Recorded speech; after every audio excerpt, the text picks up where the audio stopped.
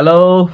আচ্ছা, লাস্ট হচ্ছে ভিডিওতে আমি আমার মৌলিক কাব্যগ্রন্থের 37 নম্বর কবিতা পড়েছিলাম। আহ, আর আজ আজ পড়তে যাচ্ছি। কেন পড়ছি এগুলো আসলে ভিডিওতে একটা লম্বা সময় আমি এক্সপ্লেন করছি। আজ সরাসরি কবিতায় চলে যাব। তা আমার স্বরচিত কবিতা মৌলিক কাব্যগ্রন্থ থেকে 38 নম্বর কবিতা তোমাকে দেখার পর। পরপরই পড়ছি, 37 পড়ছিলাম, আজকে 38 নম্বরটা পড়ছি। তোমাকে দেখার পর কি দুর্দান্ত একটা দুর্ঘটনা ঘটে গেল। কি একটা অবস্থা! যেন এইমাত্র আমি প্যারাশুট ছিঁড়ে পড়ে গেলাম 7 সমুদ্র তলে। যেন এইমাত্র আমার মাথার ওপর পড়লো 7টি বাজ। যেন এইমাত্র আমায় ধাক্কা দিল দোতলা বিআরটিসি। যেন এইমাত্র আমি কারারুদ্ধ হলাম কয়েকশো বছরের জন্য।